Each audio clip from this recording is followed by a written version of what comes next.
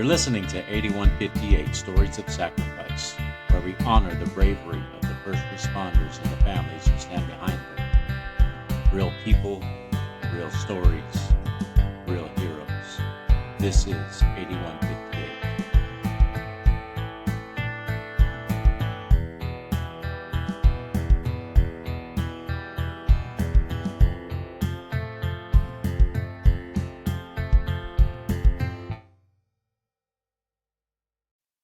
Welcome back to another episode of 8158 Podcast, Stories of Sacrifice.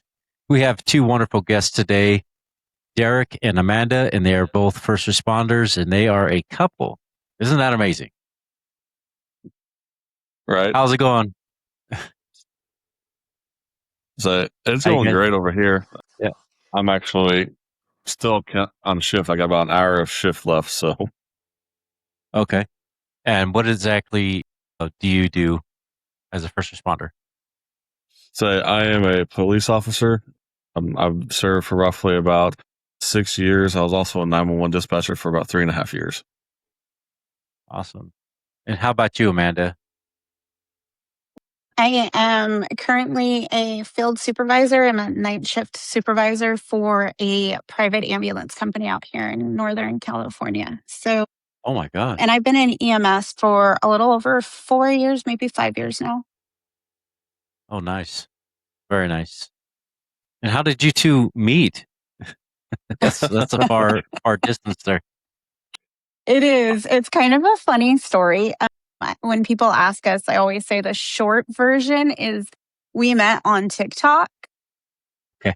But the longer version is just doing what we do now. We kind of connected that way, became really good friends at first, and kind of worked together to support other first responders. And then it just went from there. So had a lot in common. Right. It's pretty awesome. So I think our first Derek, conversation. how long have you been in law enforcement? Okay. So I've been in, I'll say it was kind of funny. Our first conversation had to do with tattoos and music. So, hey, that's a good conversation. Yeah, right. That's right. It did. But to answer your question, I've been in since I went into the academy in 2019 and I graduated in 2020. So it kind of depends on if you want to take academy time versus actually being certified. So if it's certified, it's almost about 6 years. Oh, wow. Okay. So I say I've got about 3.5 years doing 911 dispatch. Great. That's a tough job in itself. It is. So, but I wouldn't wish that one on anybody. So yeah, it's not for just anybody. That's for sure. I joke around. You interviewed my daughter recently, Frankie, and I always joke around with her because that's my daughter. So okay, yeah. So I always, whenever I go see her in dispatch, well, when we were on the same shift, because she works day shift and I work nights, but when we were kind of on the same schedule, I would joke around, that I refuse to go see her in her environment just because it's too chaotic. There was a couple of times where I'd walk into the dispatch center and I'd look around, and it would be during peak hours, right, in the afternoon. And I would literally look around, turn around, and walk back out. And then I'd text her, I'll be back later when it quiets down. when everything quiets down a little bit. Yeah. Yeah. Yeah. We don't want to say, have a quiet shift, because it's never quiet when you have a quiet shift. Those are my favorite words. That word. That's a running joke with some of my buddies. They do that on purpose to get people riled up on their shifts. Derek does that quite often, actually. He does that to me quite often. No comment. Guilty as charged, he is. I believe innocent until proven guilty. That's pretty awesome. So you, Amanda, are living in Northern California, and you are in Northern Oklahoma? Yes, sir. Derek? Okay. That is amazing. So you guys met on TikTok. Yep. And how did that happen? just through a group of first responders that we knew mutually. And yeah, it just kind of took off from there. It was on one of Sarah's lives, actually, was the first time that he and I came across each other. So, Oh, wow. yeah. Love at first sight. Yeah. I don't think at the time either one of us were looking for a relationship. Like, we were both dead set against the whole relationship thing. So we were Yep. just, we're like, oh, cool, really good friends. Yeah, no, that didn't last long. Next thing you know, we're on the phone for 8 hours at a time. Yeah. I can definitely relate to that. And I think and he and I have talked about it a lot. And, we've gone back and we've talked about it a lot, where we were then versus, where we are now. And a lot of it just boiled down to we could relate. And that was one of the big things. That still is one of the big things with both of our jobs. Like, we can relate. Like, I get it. And a lot of what non-first responder spouses or significant others sometimes don't understand is when they shut down after that long shift, right? Mm-hmm. We both can relate to a lot of that, and we can understand.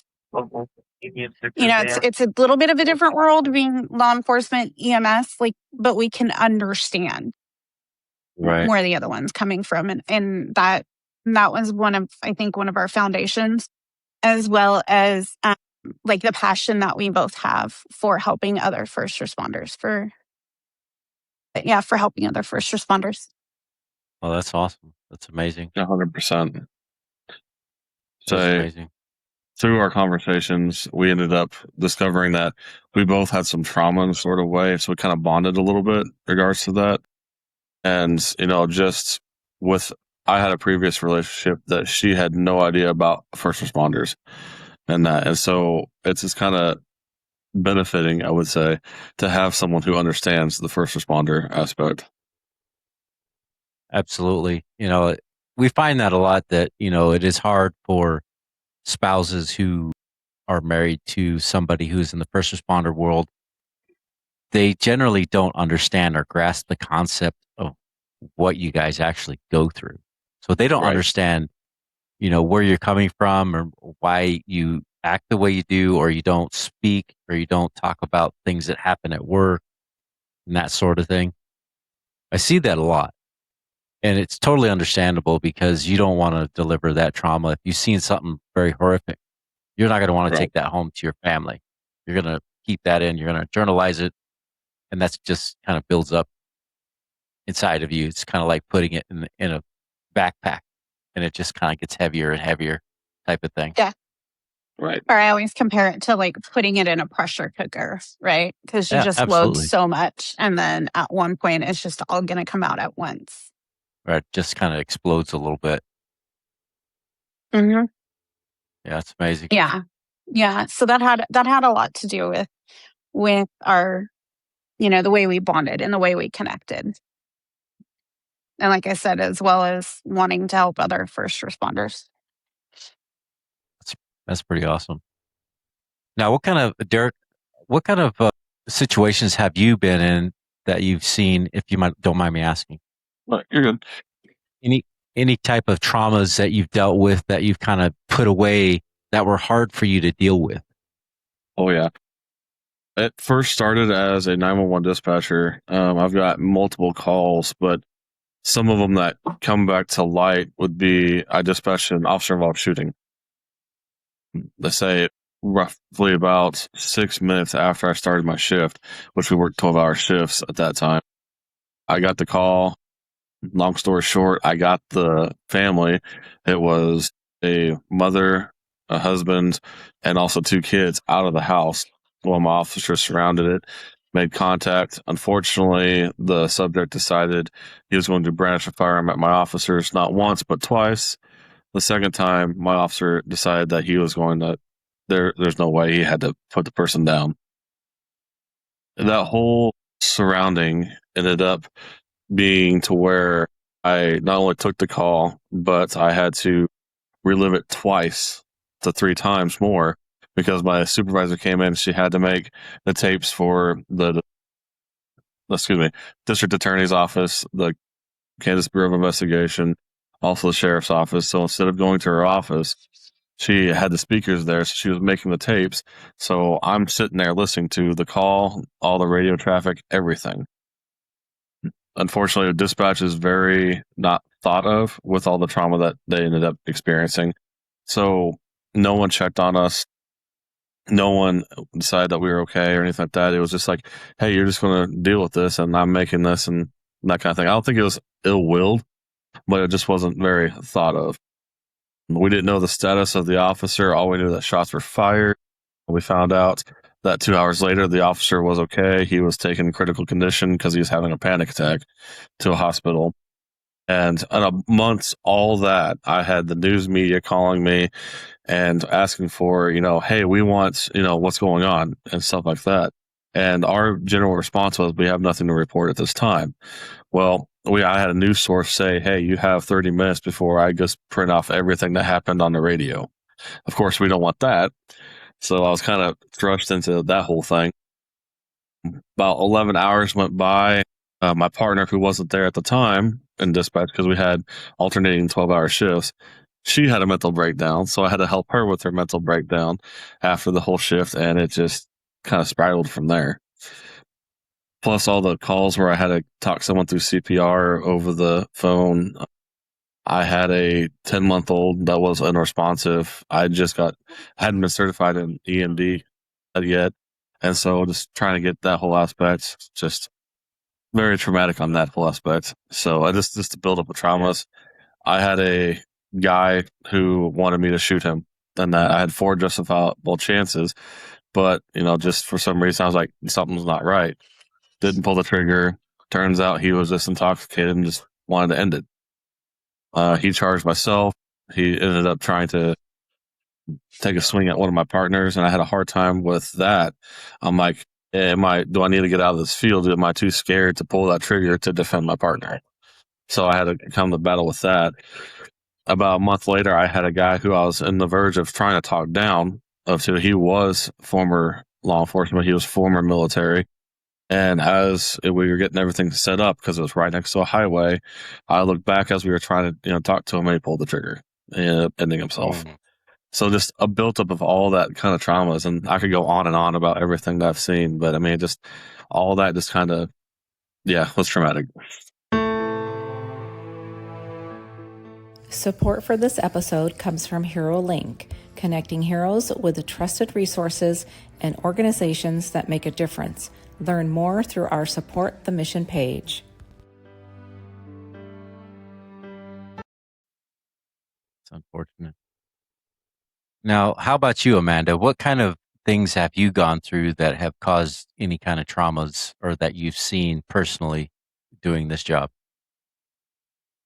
My most recent one, it was a couple months ago, one of my crews. Like I said, I'm a field supervisor. So at night, I have approximately, I joke around and I say I'm the only adult in charge at night, because as far as like leadership management, I'm the only one on shift. And so with that being said, I have about anywhere from 18 to 21, 22 BLS crews under me, about 4 or 5 ALS crews, and then I have 3 CCT crews and 3 NICU crews. So I work for an IFT company we're primarily IFT out of Northern California. Some areas we get brought into the 911 system, but we do run specialties. We specialize in NICU, PICU, CCT. So with that being said, I'm the only adult in charge at night, and we have 2 regions of California that we work out of. So in my region is where I have, the approximately 20 BLS, about 4 or 5 ALS, 3 CCT, NICU, PICU, just in my region, right? In the other region, we also have crews running, and we have supervisor on duty. Most of the time, we have a supervisor on duty over there. My most recent incident it was actually one of my crews. At one of the other region's crews, they were transporting a patient a psych patient. Here in California, we call them, 5150. I think they're different all Crazy. over. Yeah. In California, they're known as 5150 patients, where they've been brought into the ER and now they're going to a psych facility to receive further care. And one of the crews, baby crews, both these kids were young. They're young. It's their first EMS job. One's only been in EMS for maybe 2 or 3 months, and the other one was less than 6 months. So not only were they young, but they were baby EMTs, right? Right. And this patient brutally attacked them. Got off of the gurney. They were kind of stranded on a 2-lane highway it was around 1:00 in the morning when the incident started. And it was a fight. The way everything happened, I was in the dispatch center when dispatch got word of it.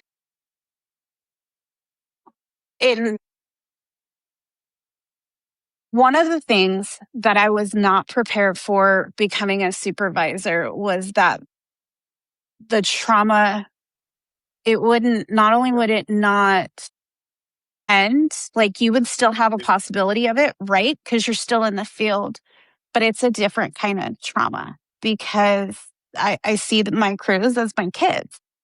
And even though I didn't know these two, it was a rough incident. It kind of shook us in the company. It had an effect on them for sure. They're both okay, but the way the whole incident happened, they were alone with this patient in the middle of a 2-lane freeway at 1:00 in the morning in between, just like a strand of highway where there's not many cars at all. And they had to defend themselves until an innocent bystander pulled over and helped them. And then on top of it, they were pretty much abandoned by local law enforcement as well as fire, because when they were finally able to call for help, local fire department as well as a local sheriff's department responded. However, they didn't do anything about it. They just put the patient back on her gurney, strapped him down, and told my crew, okay, continue transport. My crew's like, wait, we are now patients. Like one of my crew, one of the EMTs was punched in the head over 12 times by this patient. And fire and the sheriff showed up and they left, and so we had this crew shaken up, beaten up, just got done defending themselves, fighting for their life pretty much. And then they had to continue to take care of this patient. And an extra probably 30 minutes of a drive to where they can get anywhere, the local, the closest hospital. So that was my most recent one, and it was rough. I struggled with that one for a few days. I didn't want to admit that as first responders, a lot of the times we don't want to admit when things are eating at us. We don't want to, it's part of the stigma, right? We don't really want to admit when things get to us and things get heavy and we struggle with dealing with what we go through. So yeah, that one did get me for a few days. I didn't realize it at first, but looking back, it took a toll on me. Thankfully, I was able to, if I finally told myself, and of course with Derek's support, a couple of days, he was like, you need to talk to somebody. Like, you just went through a traumatic event, and I did the typical, it didn't happen to me. It wasn't me. I was fine. It was my crew. And then I finally said, no, sorry. I finally said, you know what? If I'm going to sit here and I'm going to preach to my fellow first responders, it's okay to not be okay, and it's okay to ask for help.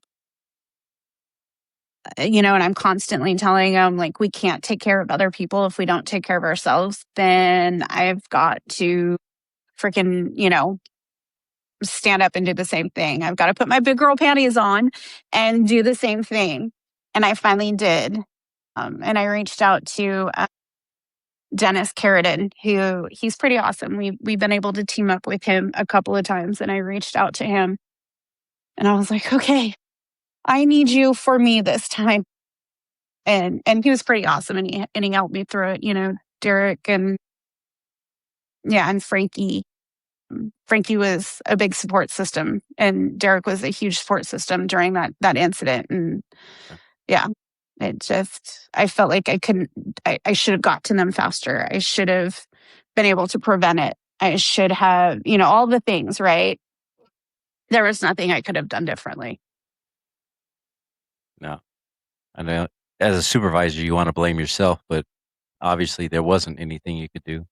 I mean, it would have been smart for LEO and fire or somebody to, one, treat the ambulance crew, and two, at least give them provide escort in case something else happened. Right. I mean, that would have been the smart thing to do, right? Yeah. Right. That's just my logical thinking. But fortunately, nothing did happen after that, correct? No, they were off for a couple of days.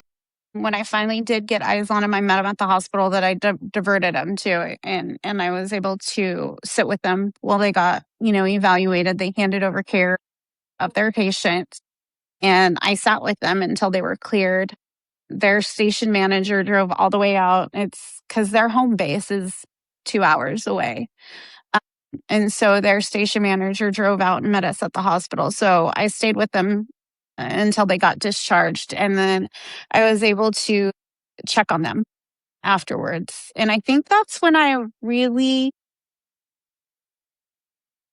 started to, I'm not even going to say get over it, because you don't. I still get stressed a little bit more than usual when I have a crew who's getting ready to transport a 5150. It kind of, that little red flag goes up. So I'm not even going to say get over it, but I think I really started to process it and move past it once the second one came back to work, because he was off work for a while. And once he finally came back to work and I was able to call him and listen to him and talk to him and see how he was doing and that he was processing it in a healthy way, that's when I really started to move past it. But I'm not going to use the words get over it or like let it go. Yeah, I don't think that's something that anybody can really get over or let go. I mean, it's always going to be there. The only way you can do is just, change the process of how you deal with it. Yeah, Seeking that's help. for sure. And how about you, Derek? How did you seek out help for the situations that you've been through? So I'll admit one of the things that I'm faulty for is being very stubborn. I noticed a change last year because I have a 5-year-old son, when he would always come up and, Daddy, are you okay? And that kind of question. I'm like, if he's 5 years old, he's picking on something that's not right. And so we have a foundation out here in Oklahoma called Warriors Rest. It's made up of first responders, and I think there's some military people as well. But it started out with Oklahoma Highway Patrol, where they realized, hey, something's not right around the Oklahoma City bombings. And so they ended up bringing together, starting in the foundation. And so I checked myself into a PCIS, a post-critical incident seminar. It's 3.5 days where they work on you, get your head mentally straight, offer advice on how to get better, offer peer support in order to get better in regards to that. I checked myself into one of those, started getting better. Actually met Amanda. We ended up started talking, gotten close in that. And then a TikToker named Sad Team Chris came into one of the lives that we were in and was talking about an SGB injection. Don't give me a start on how to say it, because I'm a cop. I don't know those medical terms, but Amanda can definitely tell you exactly what the SGB stands for. But it was one of those things where I was talking to her, and just what he told me in regards to it, I was like, there's no way that this would work, But, I've got a stubborn girlfriend down there, and she said, hey, look into it. What's the worst that could happen? she can tell you exactly how I was before the entire situation. I was on edge, hypervigilant. I have what I call a work wife. He's a friend that I'm pretty close with, if people don't know that whole terminology. But Yeah. I would just cook him some meals, stuff like that, bring him up to the office because I live close by. He would eat it, and I got my Tupperware back. Well, Amanda first came and saw me when what we call snowmageddon in Oklahoma, where it was just snowing everywhere. Things were getting canceled left and right. That's when we kind of had our first date and going to the PBR. I went to go introduce her to him, and I didn't think anything of it. And I put the Tupperware up the dash with the heat going on. And because I've been shot at before and it hit the vehicle, I wasn't thinking anything of it. We were going to go ghost hunting, and all of a sudden that pop from the expanding of the Tupperware, it sent me to where I don't know how I stayed on the road technically for 4 miles, but I wasn't there. I was reliving, all those kind of things. And then she finally spoke, and it snapped me right back out. I'm like, oh, hey, what's going on? From the point that it happened to the point that, I've snapped back, I don't remember that 4 mile stretch. And, seeing that and having Amanda's support regards to it, because I'd had to fly all the way to Baltimore for it. Never flown before. And I was like, there's no way. Heck, this, big Okie been on the airplane willingly. It's going to be great. But, just with her guidance, I was able to help get that injection to help calm me down. It resets the fight or flight reflex. So the best way I could describe it from before to after, for those who've been in dispatch, they know that when they're in there, you've got the fire radio, you got the EMS radio going on, you've got the law enforcement radio going on, you've got the administrative line going on, plus the 911. You've got the dispatchers talking to each other. You got the TV that no one hears because it's just on there for visual inspection. All that's going on in the dispatch center. Well, after I received my first injection, it's like I walk back into dispatch, but it's closed. There's no phones ringing, nothing. I'm the only one there. So just that. That's the best way he described it. Yeah, that's the best way he described it afterwards. It's like the comm center is shut down. Mm-hmm. And so just that aspect has helped me get better at my mental health. I'm seeking therapy now just to kind of keep on tabs of it, because if I don't, I'm possibly going to go back to where I was before. All right. So it was a good combination of the seminar that he went to in like September, between the seminar that he went to and getting the injection, as well as keeping up on therapy. He's come a long way since I first met him, for sure, with a lot of his trauma, his triggers, the panic attacks. Yeah, I think the combination of all of it is what's made a significant difference for him. Right. Well, I can tell you, I'm no stranger to panic attacks. Right. They're not fun. No, they're not fun. They're not fun at all. Yeah. I take medications on the regular every day to keep my head level. Right. Well, I had originally started on I was originally started on medication when I was a dispatcher, and they had me at such a high dose because, I'm not afraid to admit it, I did try to take my own life at one point. But they had me at such a high dose because they're like, hey, we want to, make sure you're going to be okay. I'm like, okay. But it's making me feel like a robot. I'm like, I can't enjoy my kids because I can't even feel happiness. And so it's just like, I don't want the medication. I need to do something else. Right. Yeah, that was the thing with me too, as far as the panic attacks and stuff, is that I didn't want to take medications. I struggled through it for years, and I didn't want to take any medications because I didn't want to feel like that. I didn't want to feel like a zombie or just kind of like, I just wanted to be normal. I just wanted to be myself again. Right. And they put me on, I think it's cyclopram and clonazepam with a little bit of propranolol. And I take the clonazepam and the cyclopram every day, and then propranolol whenever I need it, whenever I feel an increase in heart rate.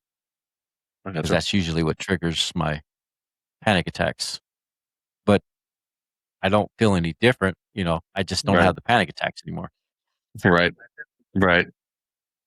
Yeah. Yeah. Amanda can tell you how I was before because she ended up being able to spend, was it like 5 days with me before we went to Baltimore? Yeah. Yeah. It was in a time span of 5 days. He was, even though we were able to have a good time, he was still on edge, right? He was still in that fight or flight. He was ready. Even out in public, especially out in public, just always on guard. A few panic attacks, nightmares. His nightmares were really bad.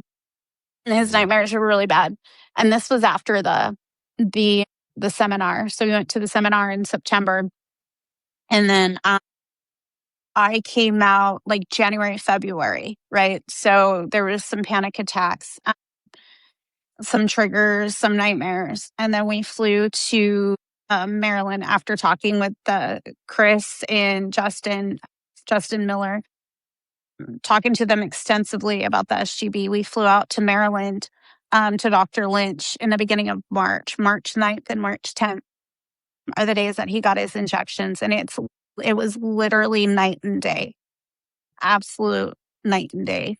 From the moment that he got the injection, it was, he would only be like on guard when we were out in public, but he was not as much actually getting sleep. I noticed that he was getting more restful sleep. The nightmares stopped. I think from the time he had his injection in March to now, actually, June, when he was out here for my birthday week, was the first time he had a nightmare. And that was only close because it was close to one of his incident anniversaries, a really bad one. But that was the first nightmare since March. So he went from having nightmares multiple nights a week and, being triggered multiple times a week to almost nil. So, Right. yeah. So would you frame that? I mean, I know a lot of people don't like to call PTSD a disorder because I don't believe it's a disorder. I think it's an injury. It's an injury. Yeah, Absolutely. because it's something that happened to you. It's not Right. something that you were born with or some kind of disease. It's something that has happened that's damaged Yeah. you in a way that can be treated. So is that how you frame that, PTSD or PTSI? So Yeah. I haven't really thought about it, Absolutely. but I've always been told, "Oh, it's PTSD. I have this PTSD." I'm like, I don't have a label for it. I just know it's not fun. Right. Yeah, and I think that's a lot of the problem where the stigma comes from is because we've had a lot of officers and firefighters and EMS refuse to talk about things with their superiors because they don't want to be labeled, 5150, right? They don't want to be labeled as crazy. They don't want to be untrustworthy. They don't want to live with that stigma or have their peers looking at them in a way that they're like, well, we can't trust you because you're this and that. Right. Yeah. You know what I mean? And some have, sorry, go ahead. yeah, some have worried about losing their jobs over it, which we have talked to other guests who have lost their jobs because they came forward and they talked about their experiences and they have lost their jobs over it. Not here on the show, obviously, but this was beforehand going through their process. Right. And it's sad to see that it's, there's a lot of help available. It's just that people are just so scared because this is their life. This is their livelihood. Right. Yeah. And the stigma is real. I know the stigma is real. Right. It's horrible. And I can't, it's one of the things that really drives me to speak up for first responders is, we normalize running into burning building, right? We normalize running towards the bullets to save complete strangers. We normalize showing up on somebody's worst day and taking on that trauma to be that difference. We normalize all of that, taking care of strangers, being there for others, putting our lives on the line, and we still cannot normalize taking care of ourselves. We bring on all that secondary trauma. and yet we still can't normalize speaking up to take care of ourselves and take care of each other. It's just so taboo, right? Right. The typical, you know what you signed up for. You should have thought of that before you signed up for it. It was a risk you were willing to take when you signed up for it. Derek didn't sign up to be shot at. I didn't sign up to be attacked, right? People that we've lost in the line of duty did not sign up for that. But yeah, here it is. It happened. So I think that's one of like my driving forces is we're just expected to because we signed up for it, but we Right. cannot normalize taking care of ourselves. It's pretty unfortunate. Yeah. Very unfortunate. Yeah. And when you think about it, like the average person experiences possibly 5 to 7 critical incidents in their entire lifespan. Mhm. And that's on the high end. The average first responder is exposed to 600 to 700 critical incidences in their career alone. Right. And we're just Expected just to handle it. just to handle it and move Right. on, get over it and move on. That's not possible. No. Right. There is no one person that's Superman that can deal with all that trauma. 600 to 700 traumatic incidences building up inside of you. There is no possible way any sane person would just be okay with that. Right. And that's if they make it through their whole career, because what are the chances, that's if they make it their entirety of their career without unaliving themselves, without becoming addicted to something and having the addiction affect their job, or, without it just beating them up so much that they become a shell. That's if they make it through their entire career, 600 to 700 critical incidents in their entire career that they're exposed to. So That's a lot. That's a lot. Oh, Yeah. man. So that's kind of what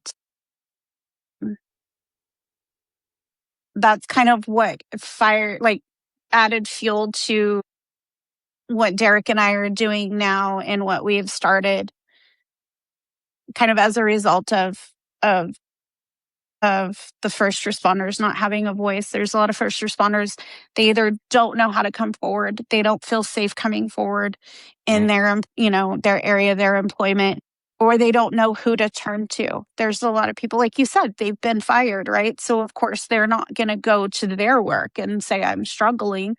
Where else are they going to go? And so one of the main missions that Derek and I decided to start together was CISM and becoming critical incident stress management trained.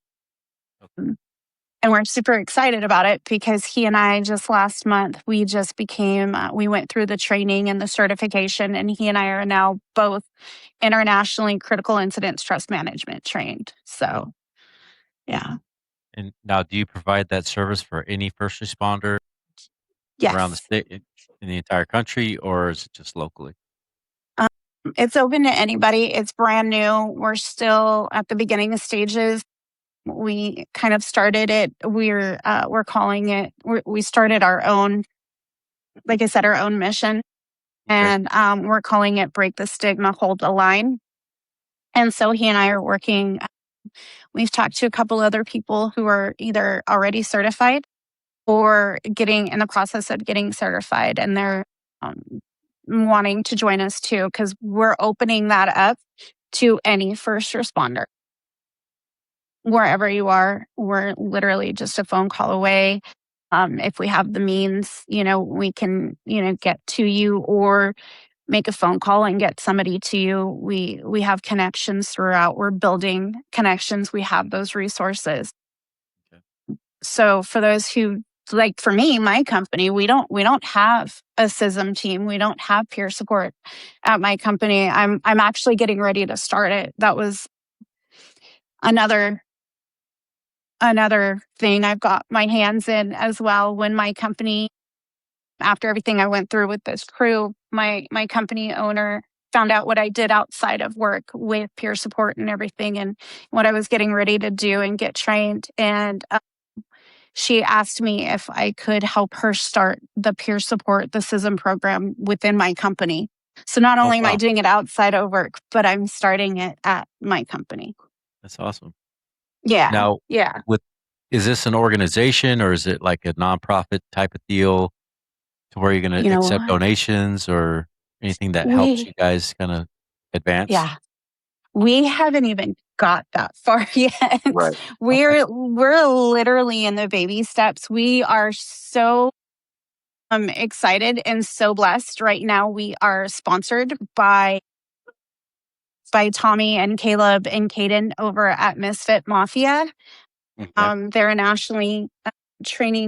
national group for training for, it's started by 3 firemen kind of on the same mission with education. And Maisie, I think did you interview Maisie? I'm not sure if you've talked to Maisie yet. I think so, yeah.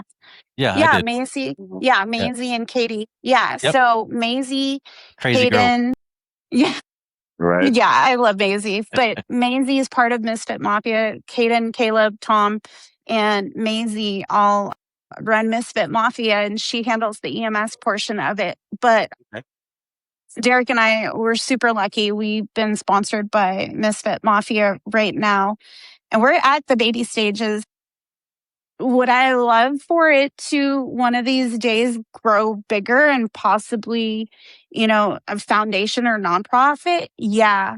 But right now we're just kind of getting our bearings straight and like getting our feet off of the ground. And I haven't even thought that far just because I'm like, I just want to be there to help people in one capacity or another. You know what I mean?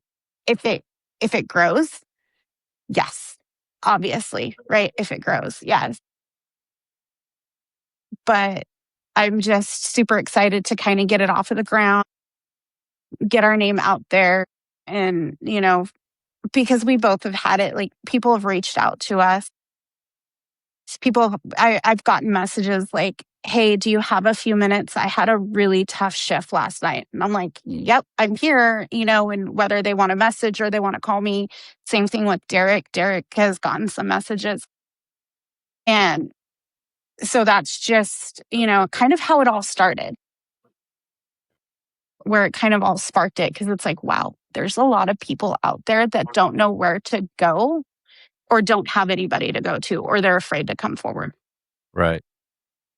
So do you guys, since you're in Oklahoma and you are in California, that would be 2 different chapters that you could start Well, yes, for the in time your being. areas for the time being until you guys kind of Right. Yeah. together. Right. Until we share the same zip code at some point. Yeah. Yes. At least the same state, for crying out loud. That's crazy. Right. Right. Right. Yeah. So, but what you said before is we've got a lot of resources. We can call Warriors Rest.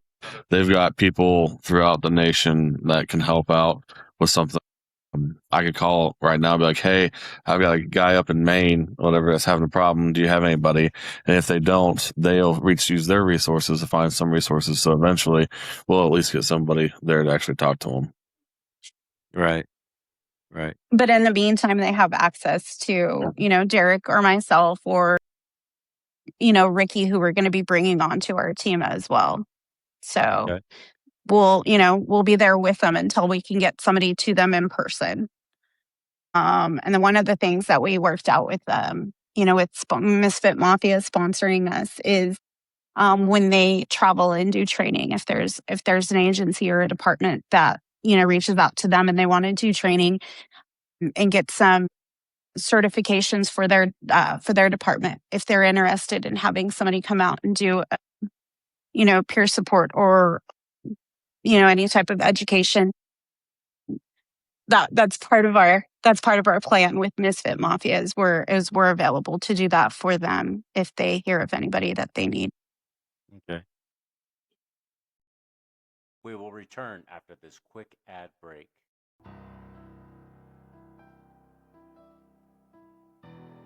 The William H. Bill Butler Jr. Foundation is on a mission to honor first responders and support those who serve.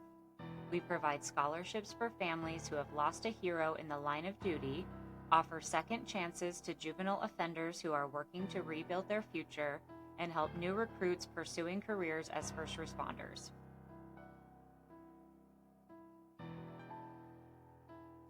Through generous donations and the sale of merchandise, we're building a community that uplifts, empowers, and creates lasting impact.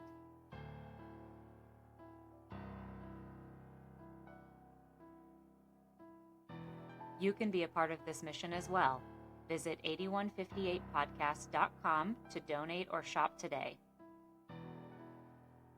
Together, we can support those who serve, honor those we've lost, and give hope to those who need it most.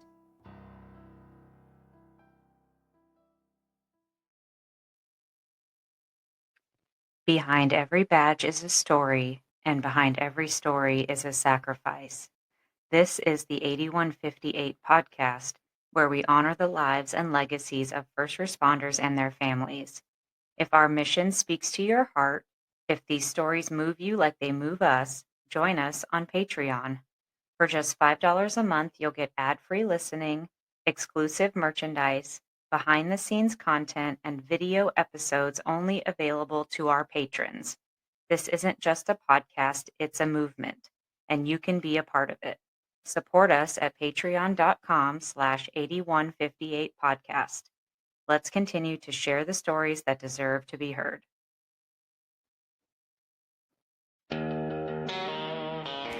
There's just something about that first cup of coffee. For a lot of us, it's not just a routine, it's a reset. Before the shift, after the call, or in those quiet moments when everything finally slows down. That's why we're proud to partner with Fully Involved Coffee, a brand built around something bigger than just caffeine. This is coffee for a cause. Fully Involved Coffee supports first responders, veterans, and the communities that stand behind them. Every bag, every cup is part of a mission to give back to those who serve. And the coffee itself is fire. Small batch roasted, high quality beans, bold enough to get you through long shifts, early mornings, and late nights. From strong, no-nonsense roasts to smooth blends and even flavored options, plus tea if that's more your speed, they've got something for everyone. This isn't just good coffee, it's coffee with purpose. Head on over to 911gogojuice.com, use the promo code 8158 at checkout to support the mission and save on your order. And when you sign up for their monthly subscription, you'll get 10% off. So whether you're on duty, off duty, or just taking a moment to breathe, Fully Involved Coffee, brewed for those who serve and those who stand beside them. So since you're just starting out this organization, Break the Stigma, Hold the Line, Mhm.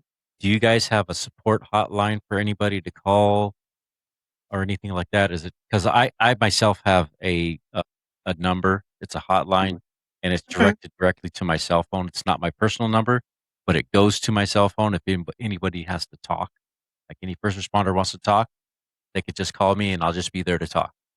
Not And yet. And I'm glad you brought that up because I know you have that set up. And Yeah. I was going to pick your brain about that because I know you have that set up. And so I was like, I was kind of curious on how to go about doing that because that's definitely one thing that Derek and I have talked about. Yeah, I mean, it's pretty easy. I think my wife set it up off of what was it? I don't have my phone on here, but yeah, it's just like a voice thing. A voice. Mhm. It's not through the regular cell phone number. It's like through a different number. It's actually a California number. Oh, really? Yeah, and I have a Montana number, so it just directly reroutes the phone line to me. And it goes straight to And your phone. Does it pop up on your phone? Does it let you know it's from the app? Like it differentiates the phone call? so basically, Oh. my number, the last four digits of my number are the podcast number. It's 8158. Okay. So when anybody calls, the last four digits of that number show up. Okay. So you know Okay. it's somebody calling your hotline. So it's not like, it's a random. We've had spam calls, and I told them this was a hotline for first responders and police, and they would hang up really fast. Yeah. Because they say they're from Amazon. They're like, nah, this is a hotline for police department. And they're like, oh, hang up. But it does, if they do call you and they hang up, it leaves their phone number in your call log. So you can call them back. That's actually pretty cool. Yeah. Yeah, I did want to talk to you about that because I knew you had that too, and I'm thinking there's gotta be a way. Oh yeah, to set that up. Yeah, like we have the TikTok page up, and then Misfit Mafia is also putting us on their webpage. But as far as I don't want to have to do a whole webpage. If it gets to that point, I will. But at this point, I'm like, just give me a number and an email so people can reach out to us when they need us. So yeah, that's what we're working on right now. And you're planning on doing a 501c3? Hopefully, long term that would be awesome. Long term, that would be awesome. Yeah, yeah. It takes a little bit of work, but yeah. It's not all that difficult. No, it's yeah, and it's worth it. I have fun fact, in my previous life, prior to me becoming a first responder, I was vice president and interim president of a national 501c3 for law enforcement families. Mm-hmm. So I do have that experience, which I think is going to help. It helps in this area for sure. But yeah, that would be awesome long term if we could do that. Okay. Don't forget our merch. What? We've got merch for sale. Oh, you do? Okay. Yeah, our stickers, our shirt.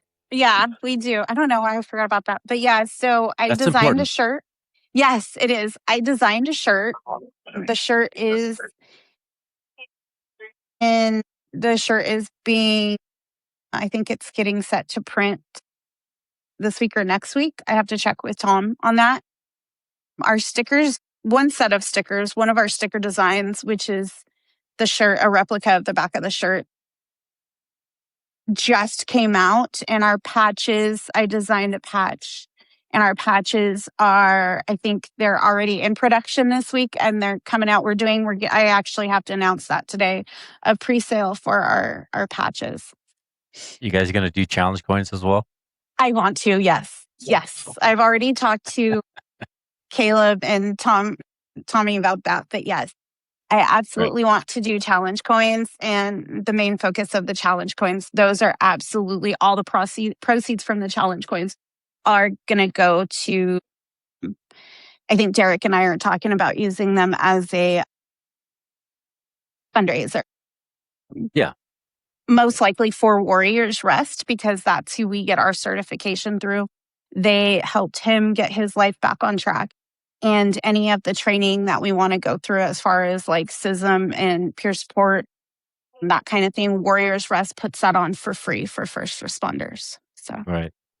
Yeah. See, that's kind of what we do is we have challenge coins and we have merch and stuff. And all the proceeds that we get through the podcast merch and the foundation merch and the challenge coins goes into the foundation, the William H. Bill Butler Jr. Foundation. And that all the proceeds go to helping out first responders and veterans, as well as mental health assistance for first responders. We are connected with other organizations as well that get help to first responders. And also we want to help juvenile offenders to change their frame of thinking to kind of break the cycle. I love that. And that goes to helping their counseling or whatever. And hopefully they might want to be first responders because it's not too late for them. Right. We can help change their process and their thinking so that they don't, continue the cycle of, committing crimes. Right. It's just like a vicious cycle. Yeah. I mean, there's always going to be crime, but at least if we can, help, one or two or three or four or several kids at a time. Right. And it's a trickle effect. because they're, if you help them and you change, and they change their path, they're obviously going to pay it forward. And at some point, whether they realize it or not, they're going to inspire somebody else. Absolutely. Yeah, they are. Absolutely. So you guys have merch and you're talking about challenge coins. Yes. Yep. Yep. Okay. Yeah. And the main goal with that, a lot of it is the funding, right? Because, we're going to get to a point where we're going to need to travel. We're going to need to, yeah. It's going to be, the funding and funding for our cause, as well as funding for donations to give back to, the people who have already given to us, such as, Warriors Rest, you guys. That would be awesome to be partners with, you guys and collab with you guys on something for funding for your causes as well. So, yeah. that's the goal. That's the goal. Yeah. Well, I can have you get in touch. Are you leading this, Amanda, or are you, Derek? So that would be Amanda. She's got the brain for the whole situation. I can barely run TikTok. Yeah, that's going to be me. Like for our foundation, my wife, she's the treasurer, but she's the mastermind behind everything. So I totally understand. Right. But I am the president and CEO of the foundation as well. I got you. So, let's see. If you need any help with that kind of stuff, you can reach out to Brianne, send her an email, and she has a lot of time because she works in an office, and I'm always on the road, so I don't really have time to sit there and chit chat. Right. So obviously she's smarter than I am, but right. Yeah, I would love to connect with her and kind of pick her brain. And definitely get it set up and get it done the right way, Yeah. For the longevity of it. Absolutely. For sure. And yeah. She could try to help you out as much as she can to make sure you guys are successful. That would be awesome. Thank you. But I think you're on the right track. Obviously, the best thing to do is or actually just talk to Brianna. She can help you with the 501c3. Because that's going to be important to take in donations. You're going to have to set up an account and all that stuff. Yeah. And if you need donations for travel and that sort of thing, you're going to need a paper trail for the government because they're going to want to know what the heck you're doing with this money. Yeah. Yeah. Right. Yeah. That's why I was super glad in the beginning when Misfit Mafia decided to, reach out and say, hey, let's partner together. Cause I thought, oh my gosh, this is going to be a huge taking on. Right. And when they decided to reach out and they said, I love what you guys, we've been friends with them for a little bit. And when they got off the ground and going, they said, we love what you guys are doing. We love your guys' story about Derek's SGB shot and everything. They said, we would love to partner with you guys and collab. Oh, wow. And so we were so thankful when they decided to sponsor us because they're the ones who sponsored my flight out to get trained. And so huge thanks to Misfit Mafia for doing that. But yeah, we lucked out. We have a great support system that's been able to get behind us and encourage us and motivate us along the way and jump on board until we can get on our own feet, right? Until we can get to that point. But yeah, long-term goal, that would be amazing if it got that big, if we went that far, if we got that big. And it would just reflect how many people we've been able to help along the way. Absolutely. And anything's possible, and reaching out is key. Reaching out to people. If you ever have any kind of opportunity to go to any kind of mental health awareness summits or anything like that, Mm. I would not even doubt that. Just go. If you can Yeah. go, because you're gonna be able to meet great people. You're gonna be able to connect with other people and you know be able to make connections that way.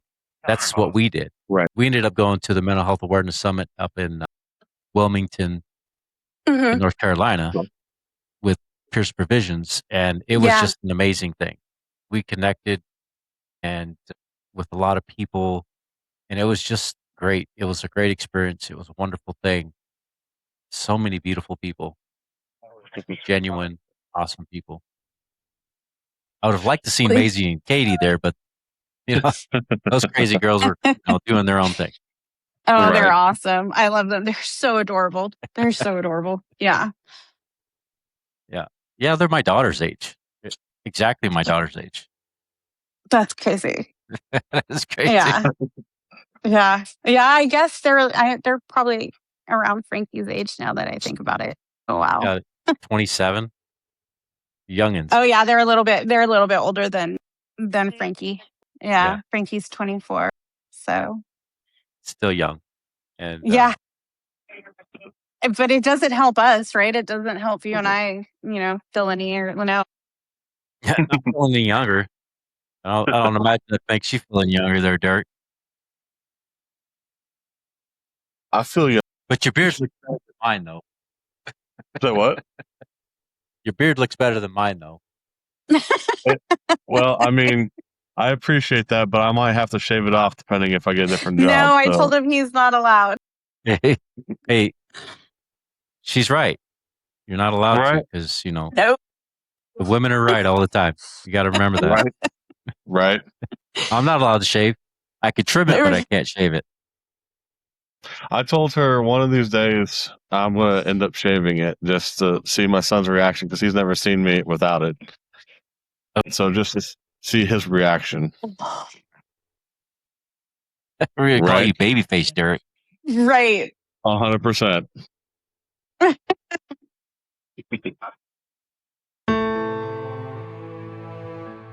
We'd like to thank the companies that stand behind the 8158 podcast.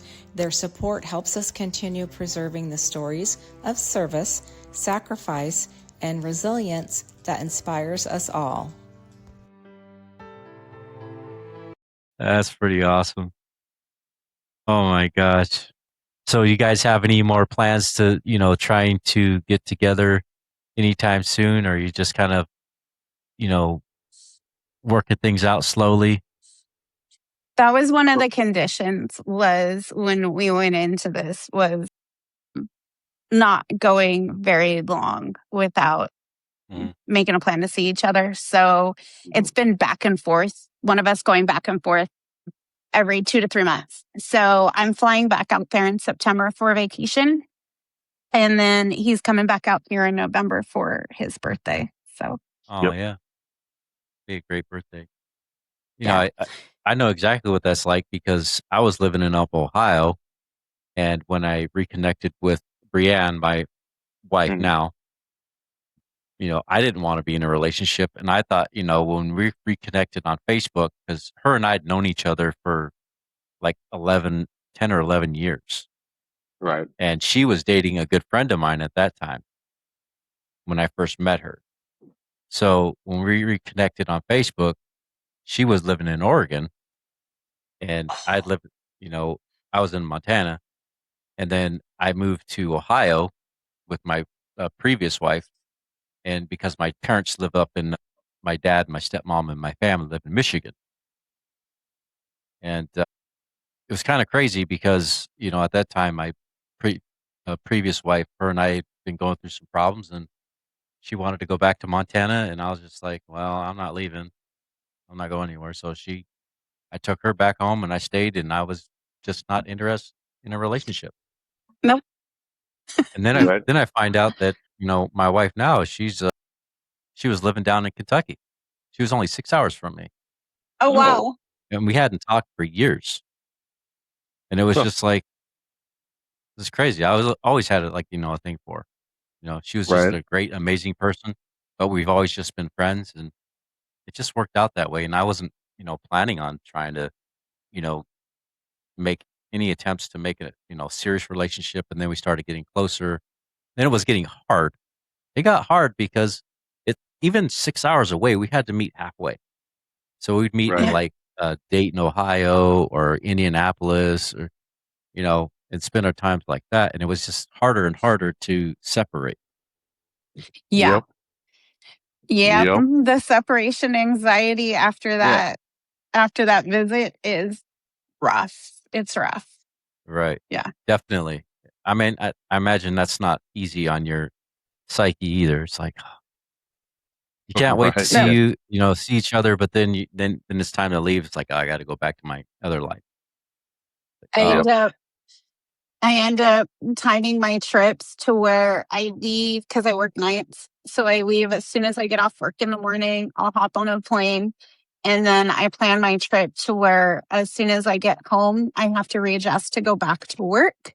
So I get home from the airport and I just crash hard. And I started, and then I dive into work. So that whole next week or two, if they need, extra coverage or whatever, I'm like, yep, undergirl, I'll do it. Keep my mind distracted just so I can, Absolutely. yeah. Right. Then the weeks go by, actually her and I were talking about, relationships, and I told her I wasn't interested at the time. But then it was kind of funny because, I was driving for a trucking company and we hauled materials out of Menards. I don't know if you guys are familiar with what Menards is. Oh yeah. It's a home improvement center. It's kind of like Lowe's and Home Depot. And Right. I was hauling out of one of their largest distribution centers in Ohio. And I was driving for Ruan at the time. And I was working 3 to 3. So 3 in the afternoon to 3 in the morning. And one of the things that really springboarded our relationship, because we talked about it, it kind of pushed us together, was I came home one night, 3:00 in the morning, and my house had been robbed. Yeah. And then I find out that somebody tried to steal my catalytic converter off of my truck, off of my pickup truck. And I love that truck. You know what I mean? Right. So I was like, I had enough. I'm done with this. I love my job and everything. I wasn't planning on leaving yet, but it was just kind of something that pushed us together. And I moved down to Kentucky. And now we have a beautiful home together. And, things have gotten, crazy. Right. It's funny because that's like when you don't, because we've talked about this before too, because we were the same way. We were both adamant. We made that very clear to each other at the beginning of our friendship that neither one of us were looking for a relationship. Right. We were very clear about that. But you dig your heels in, right? You weren't looking for a relationship when you reconnected with Bree, and the universe is like, listen to me. I have a plan for you, and you weren't listening. So then the universe had to throw that wrench in there. Sucker punch me right there. Yeah. Yeah. Well, hopefully you guys are a lot smarter than I am. What was that? Hopefully you two are a lot smarter than I am. I don't know about that. But we dug our heels in very, very, we really dug our heels in the beginning. And I imagine, yeah. Yeah, it took a little bit. So, yeah. I think it was funny. One of So the what do first you- things that told her and called her was a short shit. So Short shit. Yes. What do you Yes. call- Yeah. That was pretty much. But you know what? It got my attention. So there you go. Wow. right. I was like, all right, like this man does not know me. And here he is calling me names. He's calling me a short shit. Okay. Like, he's pretty brave. I like that. Yeah. You got some brass, buddy. You got some brass. Yeah. Right. Well, it helps. I'm 6'3", so Yeah. Well, yeah, you're tall. And I'm not. I think that's what catches everybody off guard too when they see us together or when they find out our height difference. They're like, wait, what? So I imagine you're I'm- probably right to his knees, and he's like Pretty close.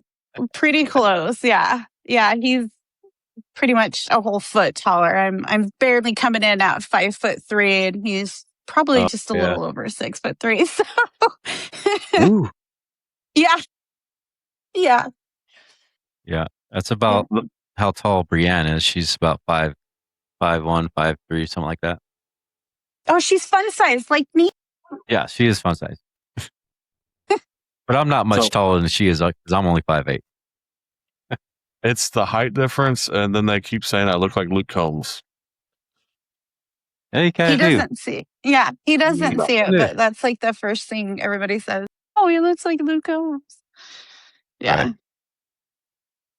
Well, it sounds like you two have a wonderful opportunity, and you guys look good together. You guys are going to have a great thing going. And we're excited. We're excited about what we have brewing. So I'm actually excited about your organization, and I would love to get with you guys about maybe partnering up and stuff. Because I don't know if you guys know this, but my wife and I are DJs on the Thin Line Rock Station. Yeah. Yeah. Okay. So we oftentimes when we get organizations, we'll talk about them on the radio station. Okay. Oh, wow. And, yeah. Yeah. On our segments, because she used to have her own time slot, and I had 2 days, and I was running 4 hours each every Tuesday and Thursday. But since we have our own radio station now, we kind of cut back on that, and she joined my segment. So we do it together, and then we have a show on our station together, and then we also have 2 separate shows as well. Okay. And you can ask Katie about that because she's a DJ. She better have told you. How do you have time for everything? I'm still trying to process this. Like, how do you have time for everything? I'm like, yeah. It's it's one of those things that she pushes me because I drive truck for a living, and I'm gone, and then it takes me 30, 40 minutes to get home, and then when she gets home, because I leave early in the morning and get home, and then we got to get right to doing like that's why we scheduled our podcast hours, because we used to do it all week long, and then we just switched it to the weekends and Fridays because we've got so much going on that it's hard to try to keep track of everything. Yeah. Yeah. Yeah. But, no, we would love to partner with you. We would love to collaborate with you on, anything. That would be awesome. That would mean a lot to us. We're very big on the mental health stuff. The only thing about our radio station is we don't talk about mental health because Thin Line, they do that on their radio station, and we don't want to try to cross what they're doing. And we gave them our word that we wouldn't do that because we're more of a nostalgia-based radio station, whereas they're like a first responder radio station that does rock music, and classic rock and all that stuff. And we do nostalgia music from the 70s all the way through 2010. Okay. Any kind of music you can imagine. We got like 11,000 or 12,000 songs. Oh, wow. Okay. On our playlist. And we do a spotlight. We do an artist spotlight. So if you know anybody who is unsigned and who doesn't have a label, even if they have their own label, we'll put them on the station and put their songs on the rotation. Because we've done that. If you listen to the station on Thursdays, we've had several people come on there. You've never heard of Walter Howard. He's a unsigned artist. You probably heard of Colby Oakley. Name sounds familiar. Okay, Colby Oakley. Yeah, he's doing a show with 38 Special in Kansas here in Kentucky just the other day. Oh, wow. And he's a country artist, and he came onto the radio station, as well as we had Paul Lopez. He's from Texas, I believe, and we had a couple other guys. One of his name is Mike Rogers. He calls himself Mr. Mike Rogers, but we call him the Mike Rogers because he is the great nephew of Kenny Rogers. Okay. Oh, wow. Yeah. Oh, wow. That's cool. He's pretty awesome. And you're going to like one of his songs. If you look up Mr. Mike Rogers on YouTube, there's a song called Chicks Dig Beards. Yeah. Yes, they do. Look it up. You'll like it. Might have a new future ringtone. Yeah. Right. Chicks dig bears, and there's another one. It's called Cowgirl Wiggle. Interesting. I love it. I've gotta like text this to myself or on my iPad or something. Mr. Yeah, Mike Rogers, you said? Yeah, I think it's spelled out like Mr., like the group Mr. I think it's spelled out MISTER, something like that. If you put them on YouTube, they'll bring it up, or just type in Cowgirl Wiggle or Chicks Dig Beards. Okay. Definitely. And then that'll bring him up, so you know it's the right one. And he does Texas Toasted. That's awesome. But yeah, it's pretty awesome. And I know we're looking for more DJs. So if you know anybody that might be interested, we would put it's all for, we don't pay anybody to do it. It's volunteer work. We don't get paid to do it. All we do is collect the money to keep the radio station going so that we can, because we want to give our first responders an outlet as well. So I was just gonna say it's the perfect outlet. It's take a break from our reality and have some fun. So that's a perfect outlet for first responders. And that's why we started that whole thing, is because we know that Thin Line has first responders doing that. And we figured that, we could do our part and start something different and give our first responders an outlet. So the majority of our DJs, other than my wife, myself, and my mother-in-law and my father-in-law, all the rest of our DJs are nurses, first responders, or in some kind of medical field of sorts. Okay. That's so cool. Yeah. And the Upstate Cowboy was former law enforcement, former military, and now he is going back to law enforcement. Oh, wow. Yeah. So, wow. I don't think if I got out of it, I'd want to go back to it, to be honest. He's like, no. Like, no. I don't want to. Yeah. Well, after doing search warrants and also ICAC, no. Once I get out of it, I'm going to be out of it for a while. Yeah. Now, do you guys have any questions for me at all, other than you wanted to pick my brain about stuff? I'd have to get my wife in here. You'd have to talk to her because she's the brains of the operation. Yeah, and because I've been following you for a while, I've listened to it. Like, I love the story. I love how 8158 came to be and everything.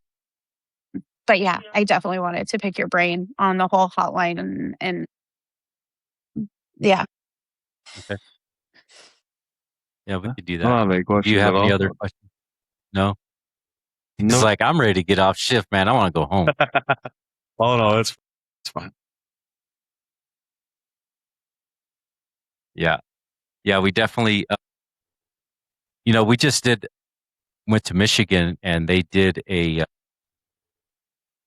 was kind of like an honor thing for the 250th anniversary of our country, the 4th of July, they honored my cousin, and they did an honor guard and everything. They brought him in and brought him a wreath to the fairgrounds. Oh, wow. And one of the officers that was with him when he lost his life, he is now a lieutenant. And so we got his support with the sheriff's office, and I've been in contact with him quite a bit. So he's really big on mental health. That's awesome. He's right in line with you guys, because he says there's something's wrong with you if you don't think that this job does not bother you. Right. Yeah. So it's just not normal. And, well, it used to be, if you were in law enforcement, if you cried for help, they're like, okay, I'm going to take your badge and your gun, go find something else. I found law enforcement seems to be the hardest out of the three, besides dispatch, to talk about things. And so that's kind of like what I like to do, is I like to throw my story out there, because I'm not afraid of it. I mean, I used to have that stigma, like, oh, hey, they're going to judge me. But now it's like, if I can help save an officer's life with my story and what I went through, I offer them help. That's my biggest thing. Yeah. That's pretty awesome. And that's what we're here for. And the more of us that kind of get together and support first responders and try to break that stigma, the better. Yep. You know, because we love and support you guys as much as we can. And that's why we're doing this. It's one, to honor my cousin and his legacy. Two, you know, he wouldn't want us to just kind of focus our attention on him because he loved his first responders. He loved his, you know, his law enforcement family and his community. So what better way to honor his legacy and memory to help his brothers and sisters in that way? Right. Because he knows they go through a lot of stuff. I think that would be my only question that comes to mind for you. What do you think your cousin would think of everything you've done so far? Like, I think he would be how do you- proud of what we do. yeah. Okay, go ahead. Go ahead, say what Yeah. you do. Yeah. I think that would be my question for you is how do you think he would feel about it if he were still here today? I think he would definitely be proud of me for what we're doing, and he would be 100% behind it and support it. And you know, I know he's kind of like one of those guys that's like very humble, and I'm sure he doesn't like his name everywhere, but this is how we honor him. Right. So, you know, we bring attention to that and say, this is why we're doing this in his memory. You know, like in Hillsdale, he has 2 billboards with his name on it in memory Wow. of him. One of them is a picture of him and him walking up the stairway to heaven. Okay. And then the other one is a picture of just his badge number and his name in honor and loving memory dedicated to Bill Butler Jr. Okay. So in that community. Yeah, we have a lot of pictures of that stuff and his headstone and all that stuff. It was sad. Wow. It was a sad thing, but you know, the crazy thing is I gotta be honest, I used to be a very introverted person. I didn't like talking to people. I didn't like standing in front of people talking. And my wife actually put me up to doing the podcast. And I told her, no, I don't want to do that. I thought she was crazy. But I look did at it. it now. Look at I did it. Yeah. And it just kind of increased from there. So if you guys ever have an opportunity, always take the opportunity. You know what I mean? That's what my wife and I say. Never say no to an opportunity. Because Yeah. it went from, we did a podcast, and I don't know if you've seen us. I was actually on the news twice during the vigil for my cousin.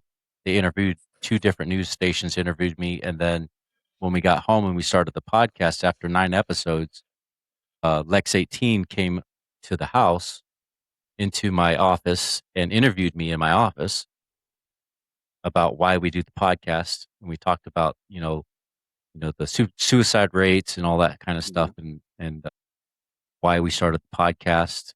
So that was on the news. And then it went to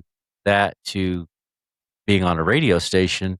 Now we started our own radio station. We have like 7 businesses under our LLC right now. Wow. And it started with an idea. Yes. Just an idea to carry on his memory, his legacy, right? Yes. So that it doesn't happen to somebody else or, and look at where you're at. It just snowballed. And I could see that for both of you as well. You guys can make it happen for your organization to do more to help your brothers and sisters. Well, it's funny you say that. Sorry, babe, go ahead. Oh, yeah. I was asked by one of the members from the Pierce Foundation to put an application in to speak at Nashville in October. And somebody in this group here, whatever, has been pushing me quite a bit, along with our other friends, to go ahead and put in there. And I filled out the application. We'll see where it goes. You should. And Brad is a great guy. Brad is awesome. So Yeah, he's the one that runs it. right. So we'll see how it goes. See if I like getting in front of people and speaking. I mean, I've worn a dress on stage, so what's the difference? And it's funny because I'm the extroverted introvert. I don't like being in the spotlight. Yeah. I don't. I'm like, you put in the application. I'll help you put your presentation together, and then I'll stand back there. I'll stand backstage and I'll cheer you on. Like, you go do that. Yeah. Well, if you guys go to Nashville, we're only 3 hours from you. Okay. In Nashville. Yeah, we'll definitely keep you updated then. Yeah, because we're in Harrodsburg, Kentucky. Okay. That's about 45 minutes from Lexington. Yeah. Okay. Yeah, nice we'll little definitely town. keep you updated. Yeah, but I would encourage you, if you have an opportunity to speak in front of somebody and tell your story, you don't realize how much impact that has on these people. Right. Just like me telling my story about my cousin and why we do this, it has had so much impact on people. I never even realized it. I didn't know because, nobody ever said anything. And then we started getting more interviews and I started learning a lot more, and which helped me want to support you guys more. And then we start hearing back and hearing the feedback and like how many people we helped. And, like when Katie and Maisie says, whenever somebody says they're going to go on your podcast, we tell them to do it, Right. because it's good. Yeah. It's a good thing to have your voices heard. And we always support that because we believe that our first responders deserve to have their voices heard. You guys are there for us when we need you the most. And we feel like it's up to us as a community to be there for you when you need us. So there are people that do care. Majority of them, well, they don't matter. I've always said, if we can just help just one person, if there's just one person out of everybody that we talk to, then my goal has been accomplished. I've achieved that goal. Absolutely. Absolutely. Just that one person having a tough time. And then anything else from there is a bonus, I feel like. Right. But yeah, I mean, we'll see. I'm excited. I'm excited about what we have brewing with Break the Stigma, Hold the Line. I'm excited about the merch, the patch that's coming out, the t-shirt, and the stickers that just got launched. So we'll see. It's just the beginning. That's awesome. Well, I definitely wish the best for you guys.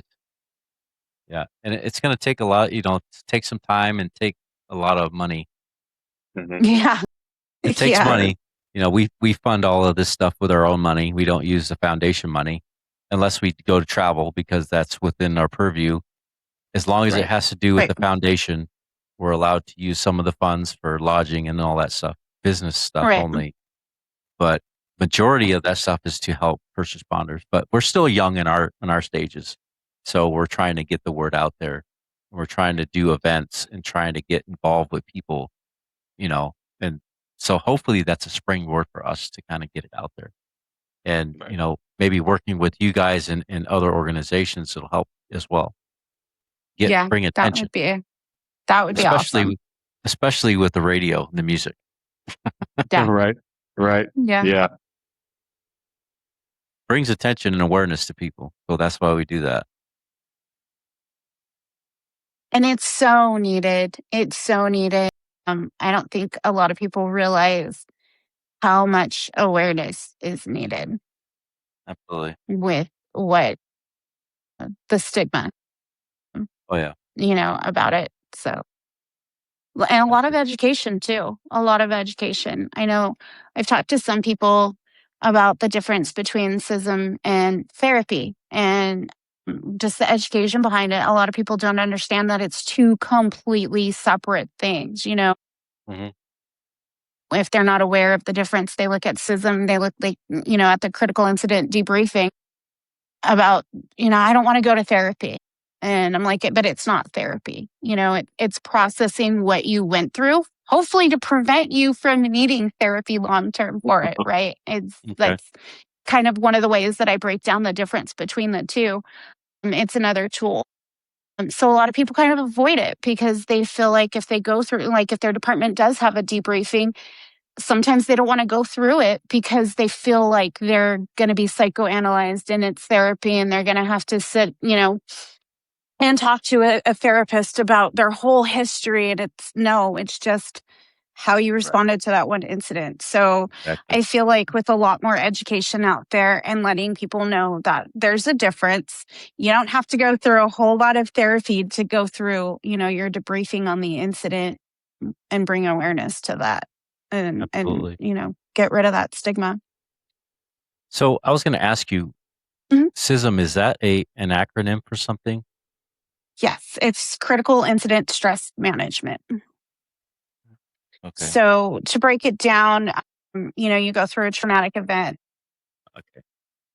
and it's managing the way your body processes the stress that you're put under for that critical incident. Okay. And there's two forms of it.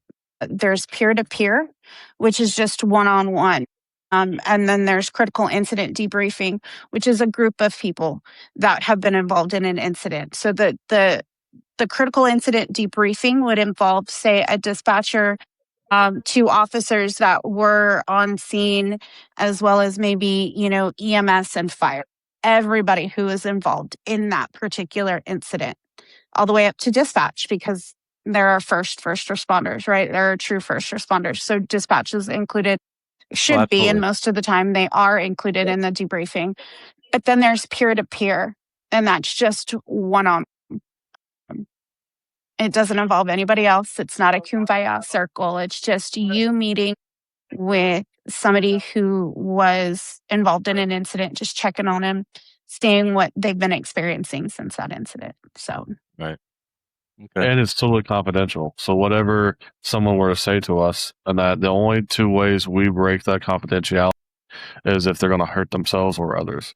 Otherwise, it's if, say, a supervisor goes, "Hey, what'd you talk about?" Nope, can't. I'm not going to tell you. can't do it. Right. Yeah. Or if I say somebody comes to me with an incident and say they're based out of Kansas, right? I'm all the way in California. If somebody reaches out to me, I'm all the way in California. Another, I would be allowed to break that confidentiality if I were to reach out to Derek and say, hey, there's this person in Kansas. I'm tagging you in because you're closer to them than I am, because he's also certified. Right. And that's it. Other than that, as a matter of fact, I got a phone call. It was literally my shift coming back to work after getting trained after the Oklahoma trip. The first shift back to work as a supervisor, I get a phone call from somebody with some concerns, right? And it's a complete right up that alley. And the next day they came into my office to talk to me about it. And so I'm sitting in my office with them, and on their way out, another supervisor was walking in, and she asked me, she's like, what was that all about? Because she kind of heard like not much of it, but she knew it was a confidential conversation. And she looks over at me and she goes, what was that all about? And I looked at her and I said, I can't. And she goes, what do you mean you can't? And I just kind of pointed to the certificate, because I already have the certificate up at my desk at work. And I just kind of pointed to it. She goes, oh, gotcha. Okay. Right. But yeah. So it's kind of like the HIPAA laws. Right. Yeah. Right. Yeah. Yeah. You can't say anything unless there's any kind of possibility for self-harm or harming others type of thing. Mm-hmm. And that's kind of like the rule that we follow is generally when people call, they could text or call. And generally when they call, I don't really know who they are unless they give that information out. And I'm just a random guy that they could talk to. So I'm not clinically certified or anything like that. I'm just your average person as an ear to listen. But that is so helpful sometimes. Right. Sometimes it's even more helpful when it's a complete stranger that you don't know, they don't know you. That it does wonders sometimes. Yeah. It is kind of odd though. Yeah. I mean, I see the logic, but it is strange because you don't know me from Adam, and you want to sit here and talk to me about this. And Right. I find it interesting as well doing the podcast because people have come on here and spilled their, most, deepest things in their hearts. And I'm like, you don't even really know who I am, but yet you're here giving away a piece of yourself and releasing the load off of your shoulders, basically. Mm-hmm. Yep. Yeah. And I think to me, that's something special. And that's something that I honor and respect a lot. So, we give a lot of respect. It says a lot about you. Oh yeah. Oh, I don't know. My wife has a lot to say about me, but no. Just teasing. Amanda too. I understand that.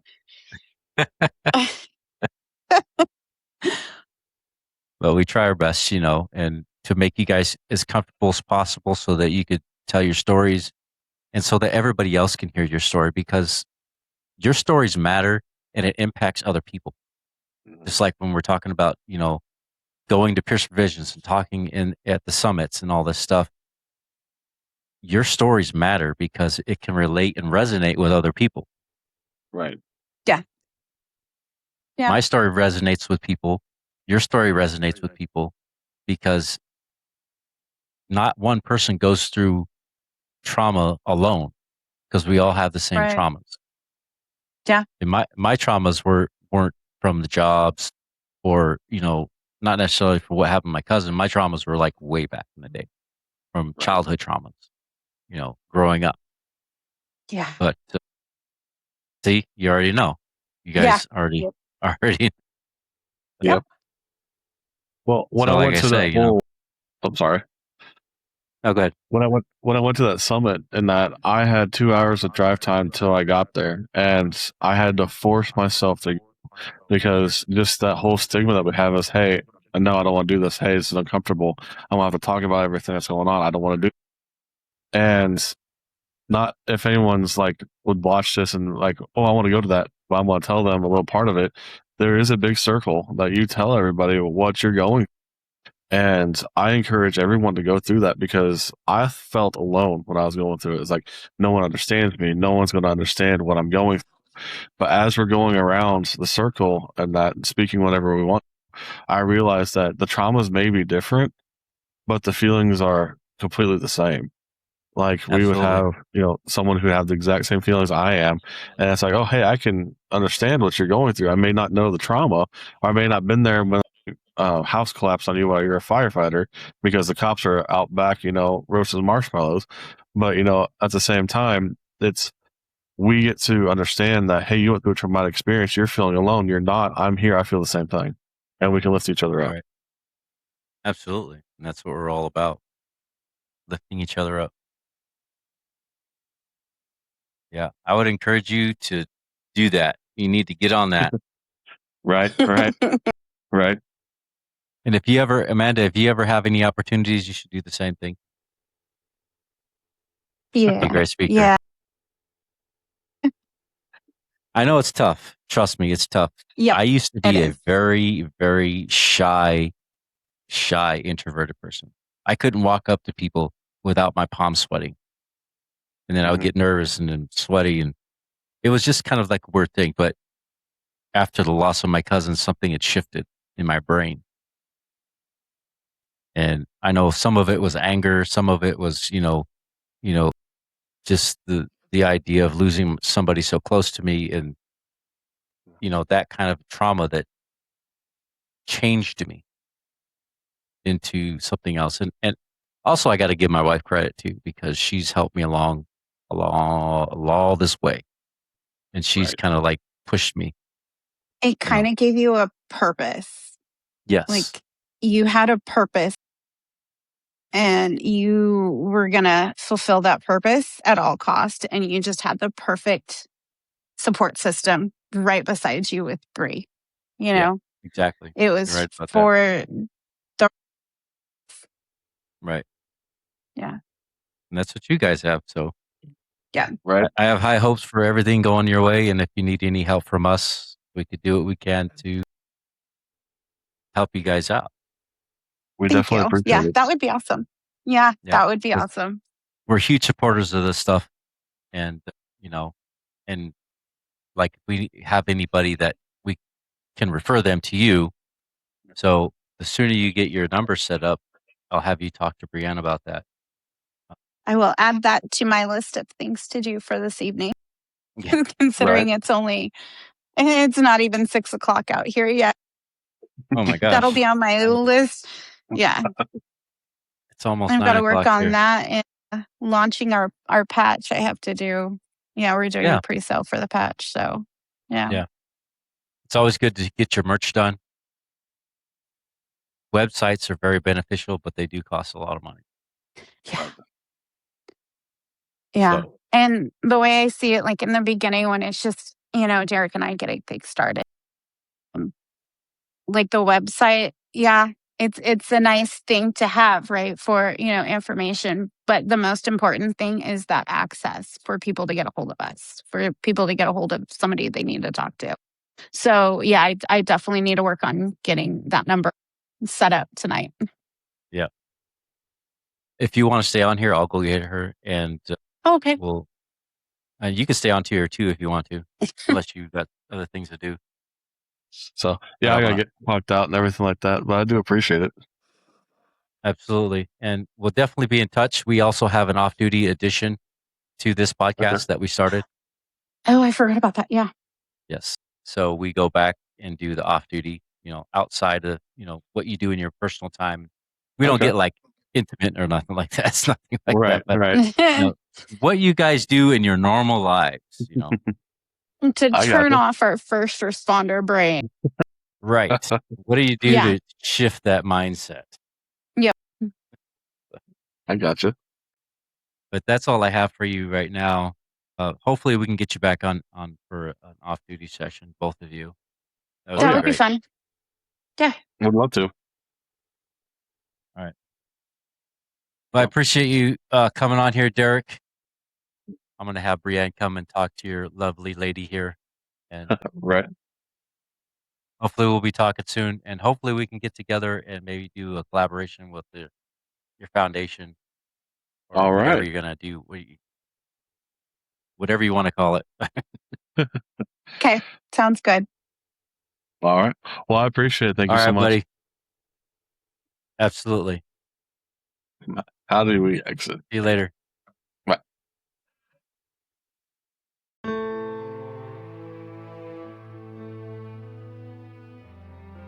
Thank you for joining us on 8158 Stories of Sacrifice. Every story we share is a tribute to the courage and resilience of first responders and their families.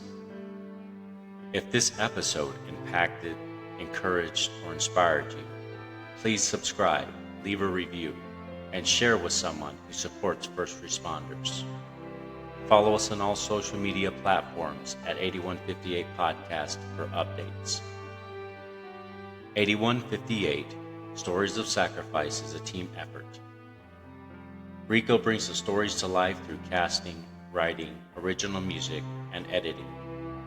Brianne Shipley as production manager, handling booking, social media, graphics, promotion, marketing, website management, and logo design. Please visit our website at 8158podcast.com. For questions, collaborations, or to share your story, our email address is contactus@8158podcast.com. Until next time, let's continue to honor the legacies and remember the sacrifices of those who serve, every brave man and woman on the front lines, protecting and defending us all. This is Rico signing off and honoring 8158.